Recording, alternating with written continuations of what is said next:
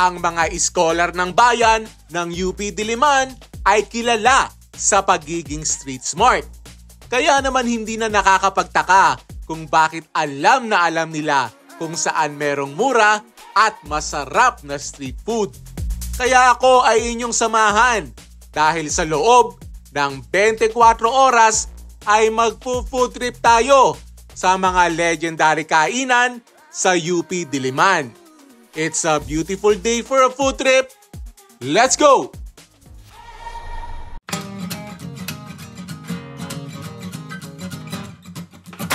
First stop sa ating legendary street food crawl din sa UP Diliman. One of the most legendary names in street food in the Philippines, Mang Laris Isawan. The famous Isawan in campus since 1984. Ang maganda din may dining area, masarapan ng kain, nakaupo. Ano yung menu nila, bukod dun sa ihaw-ihaw.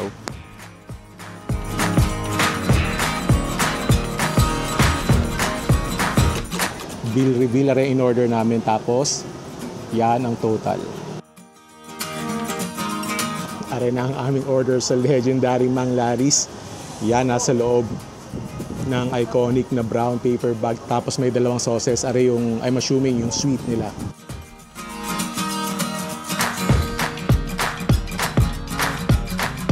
Yan, syempre uunahin natin yung isaw. Diyan galing yung pangalan nila, yung Mang Laris Isawan. So yan, looks good. Medyo payat yung isaw. Ganda ng pagkaka-stick. Tapos ang ganda ng pagkakaluto. May mga konting burnt parts. Pero sa lasa yung magkakaalaman. Timusan muna natin ng walang sawsawan. First bite. Thank you, Lord.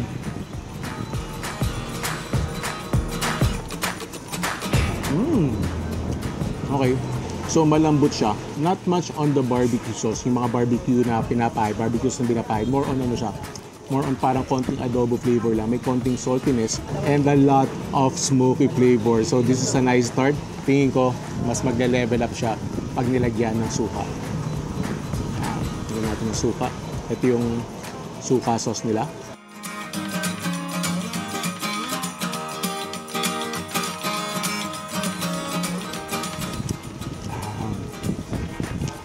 Yung suka nila. Yung suka nila, hindi yung tulad ng ibang suka na may konting toyo, may konting asukal. I think this is mostly pure suka. Yung talaga yung malalasama yung suka flavor. Wala masyadong lasa ng sibuyas. Tapos ito naman yung sweet sauce. Tatry natin sa ibang variety ng ihaw-ihaw. Ito naman yung tenga. Kung matagal na kayo nanonood sa akin, alam nyo na napakahilig ko sa tenga. Again, nicely cooked.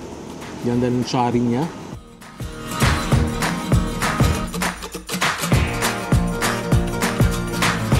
Tenga, really fatty, may mga crunch from the cartilage. Tingnan natin kung babagay siya dito sa sweet sauce niya. So para siyang malabnaw na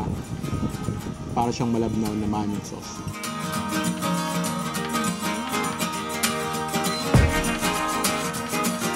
Parang nga siyang parang watered down na manong sauce. Yun yung nalalasahan ko dito. Between the two, mas bagay dito yung suka. So ano pa ba meron? Yeah, may barbecue din. Yan, thick cuts, thick slices. Not a lot of fat. Again, nicely cooked. Ayan. Ito yung mga barbecue, talaga mapapahanap ka ng kanin.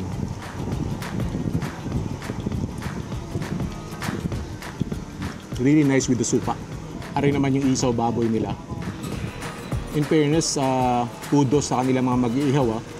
Ang ganda ng ihaw nila lagi. Very consistent.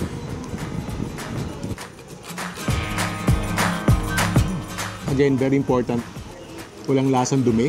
Malambot siya pero may natural chewiness ng isaw baboy, tapos crunch from the charred parts. Again, sarap with suka.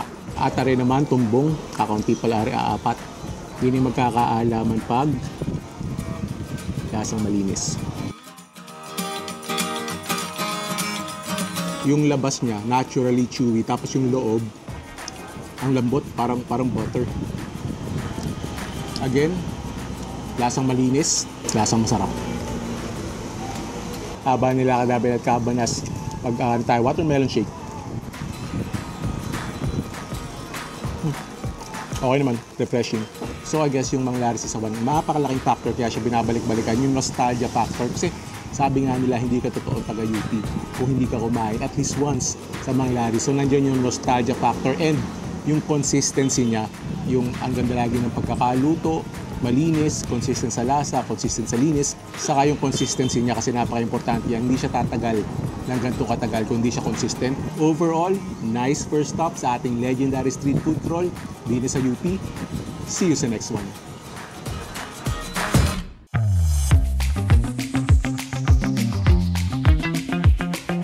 Next stop sa ating legendary street food crawl din sa UP, Archiviki.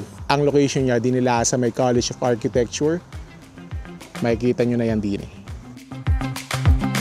Yan, kasi medyo merienda time na kaya unti-unti na nagdadatingan ng mga mangangain.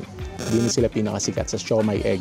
Kukuha tayo ng 3 pieces niyan tapos so order tayo ng pancit canton and then kwek-kwek and chicken balls. Tapos isa pang sikat sa kanila yung tinatawag nila na panty, pandan vanilla tea.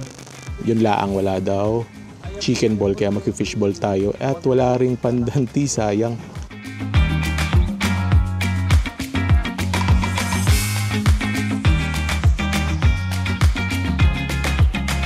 Yan ang pambansang midnight snack ng bayan. Meron din sa Archiviki. Pwede mong merienda. Yung street food trip mo, merong garne, pwede ka panalo. First bite, thank you Lord. There's nothing like hot pancit canton na perfectly cooked al dente noodles. Tapos chili mansi, panalo. Tapos ito naman, yung sikat na sikat sa kanila na siomai egg. Papakita ko sa inyo kung bakit tare ay siomai egg. Kagatin natin sa gitna. Ay di ka iyam. May quail egg. Tapos yung quail egg niya, hindi lang yun yung pinakapalaman ng siomai. May karne din, may pork din. And masarap yung siomai nila. Tapos yung chili oil nila, panalo. Kailangan lagyan yan. Para solid na solid. Tapos syempre alas 3. Alam ko marami sa inyo garne ang hanap. Tusok-tusok. Kaya order tayo ng fishball. Ang sarap ng sauce nila. May asim ng konti. Tapos may tamis. Pero although more on asim. It's nice. Ito naman yung kwek-kwek.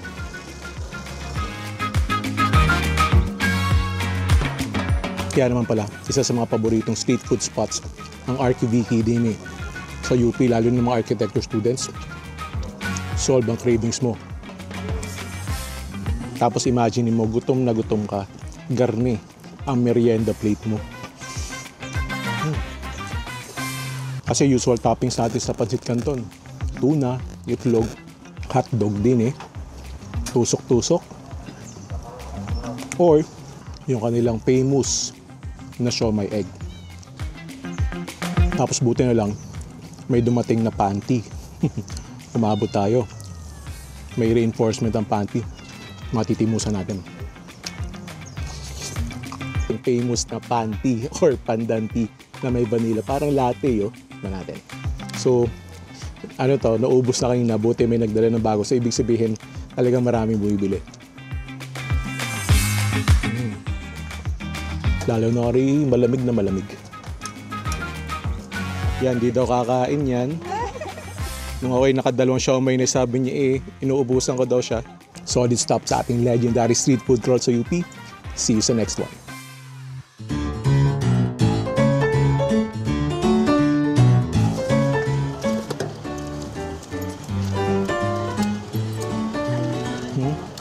Yan, napayabang kami sa part na maglalakad na lang. Hindi sanay sa mabanas. Ang tagal ipabuti na may dadaanan tayong ice cream din sa tapat ng Palma Hall. Ari ay avocado saka cheese. 30 pesos yung garne. Tapos yung wafer cone ay 50 pesos. Try natin. First bite. Thank you Lord.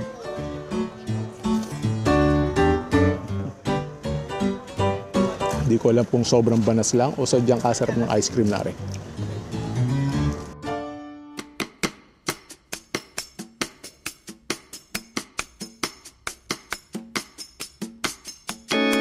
Another legend din sa UP, Jing's Lutong Bahay. Inabot na din ng ulan.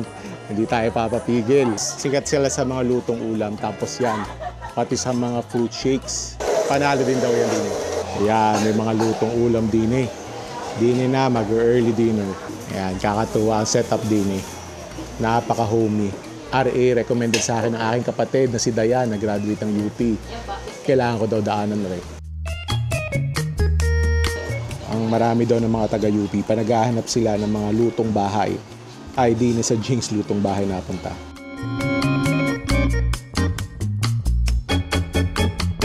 Umorder tayo ng pork steak, 80 pesos with rice yan. Tapos mag-a-add-on tayo ng chicken afritada, 60 pesos, walang rice. Umorder din tayo ng mango graham, buy one take one, 120 pesos lang.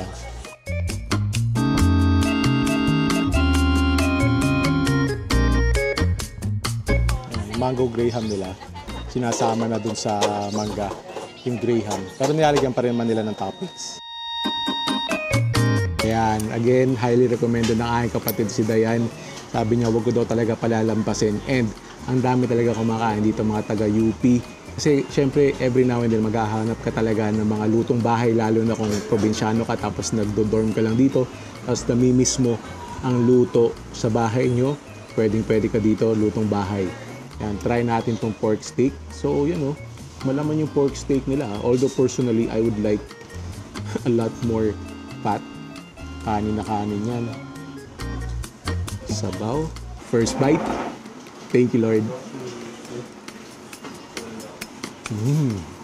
Una mong malalasahan, asim. Tapos kukontrahin naman ng alat. Tapos as you chew along, doon mo na malalasahan yung talagang sarap ng pork steak. Try naman natin itong chicken afritada. Sabaw din.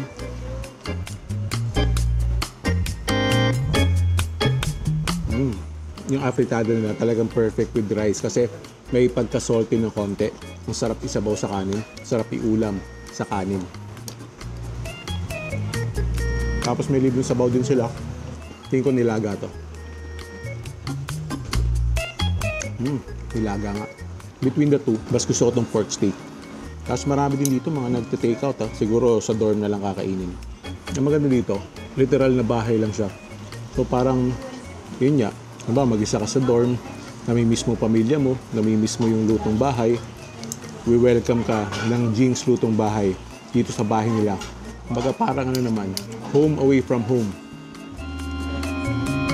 Tapos isa sa nagpasikat sa kanila, yung mango graham nila, grabe. One of the most dense na mango graham. Kasi yung graham crackers, sinasama nila doon sa mangga, sa yelo. Pag biniblend nila, tapos yan tinatapingan ng graham crackers.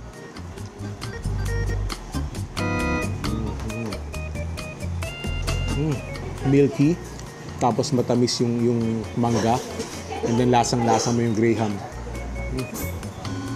Kung hindi ka man pupunta dito sa Jinx lutong bahay para mag food trip, yun ang panalo. Pero siyempre, pinakamasarap na combo dito, pipili ka ng paborito mong ulam, in this case pork steak, tapos panulak mo mango graham. Solid stop sa ating legendary food crawl din sa UP. See you sa next one.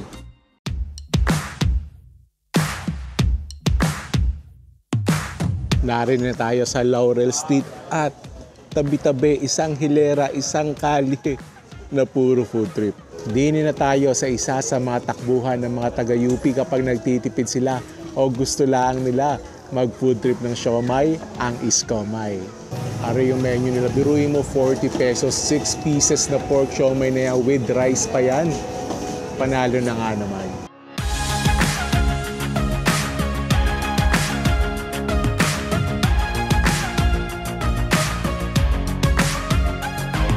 Ang daming kumakain na, not counting pa dyan yung mga nag-take out kanina. 40 pesos may gayang ka na. Ay diga, sulit na. Kung medyo may budget naman, edi mag-Shanghai. 50 pesos din laang rice meal na. Batang 90s, mag-ingay. Scramble, classic to na merienda. Total minsan lang, magawi din nagdagdag na tayo para matinusan natin. Ito, mawala ng rice. Japanese siomai, and then fried gyoza at fried na shark's fin. Yan. Gawa na tayo ng malupitang sausawan. Matitimusan na natin ang iskomay, which is a nice wordplay. Isko, syempre, scholar ng bayan. Tapos, may from siomay. Sausaw na natin. First bite. Thank you, Lord. Tapos ang dating niya, mga street siomay, yung talagang hinahanap-hanap mo minsan ng merienda or hinahanap mo na pang lunch, yung heavy lunch, tapos on a budget ka, aring-aring na yun. Sasamahan mo ng kanin. Bago ka pumasok sa klase mo din sa UP, ayos na ayos na. Try natin yung Shanghai nila. Sausaw sa ketchup. Really crispy. Tapos yung feeling niya, very flavorful. Ang sarap with the tomato ketchup. Oh, daig mo pa ang nasa pouchin. Meron kang shark fin, fried.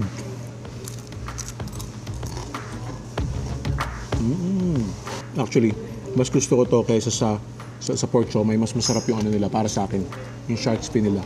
Pero to looks good din to Itong kanilang Japanese siomay. Tapos ko din.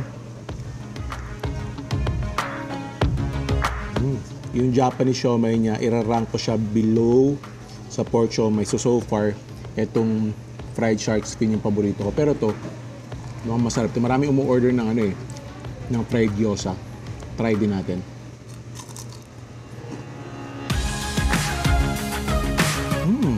Irarank ko siya again below the pork siomay. So pinaka-paborito ko itong fried shark fin, and then yung pork siomay, tapos itong fried gyoza, and then Japanese siomay. Bago para matunaw, scramble. Try na natin yan. So yung yellow niya, hindi kasing pino ng ibang scramble. Loaded sa gatas, saka chocolate syrup, and then nagpa-add-on tayo ng mini mallows. Hindi ganun kapino, pero very sweet. On a hot day, tapos nag-siomay food trip ka din Aray, maganda ka partner. Parang kasarap din ng mga sausages Try natin yung longganisa, yung cheesy, saka yung spicy sausage. Sausaw natin sa ketchup. Makahiram tayo ng ketchup din sa Shanghai.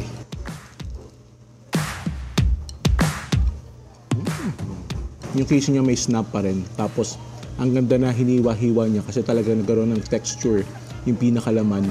Parang nagkaroon siya ng dagdag pagka-crispy. Nice. Tapos yung flavoring niya, salty with a hint of garlic.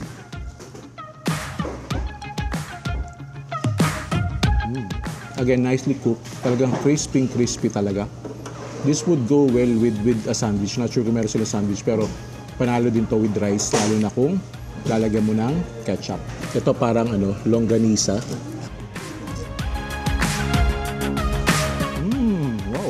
This is good longganisa. Ito yung masarap din to with fried rice, pero walang fried rice dito.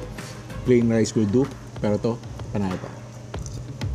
Tapos may mga lemonade din sila kasi syempre, masarap na ka-partner yung ice scramble, pero hindi naman yung panulak. Ito panulak nila, lemonade. Ilang kayang scholar ng bayan ang isinalba ng siomay rice nari. Kung ako din sa UP pumasok, malamang malimit din ako din Another solid stop sa ating legendary street food crawl din sa UP. See you sa next one.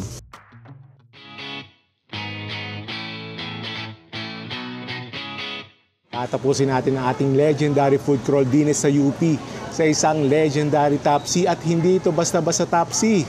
Ari ang Rodix famous Tapsilog. Since 1949 pa iyan. Siyempre tayo ay magta-Tapsilog. Ano kaya maisama doon? Boneless bangos silog na lang tayo. Ang Rodix talaga masasabi mo na part of UP life.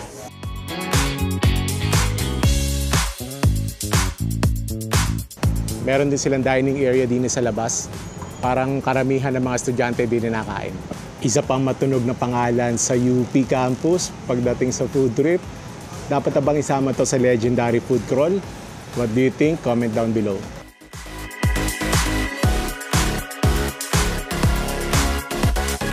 Bago natin, although gustong-gusto ko nang timusan yung Rodix for the first time, ay chill muna tayo. Dinin muna tayo sa kanilang bangus. Okay. Looks flaky. Looks nicely cooked. Siyempre, with their sinangag. First bite. Thank you, Lord.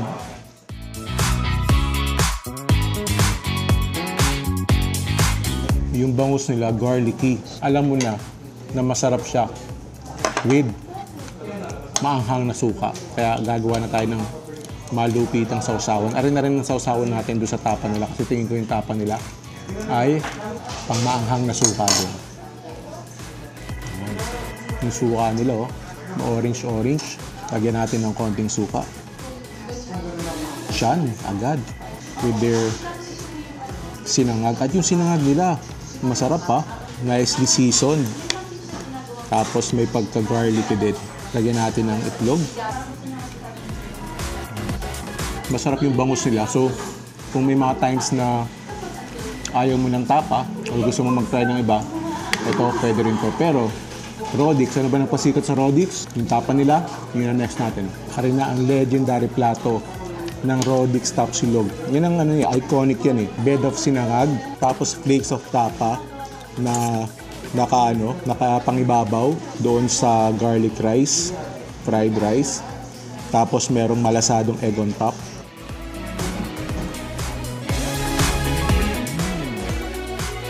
Yung tapa nila, hindi tulad ng ibang tapa na alam mo. Actually, yung lasa niya, hindi yun ina-expect. Kasi yung ina-expect yung lasa niya ay garlicky na medyo konting alat. Ito, more on sweet eh. May konting sweetness. Tapos, nandun lang yung konting pagka-garlicky saka pagka-alat niya. Pero litaw na litaw yung kanyang tamis. Tapos yan, lagyan natin ng ng egg. Egg form tayo ng konti. Yan ay malasado for a reason. Kasi talaga yan, papaliguan mo yan.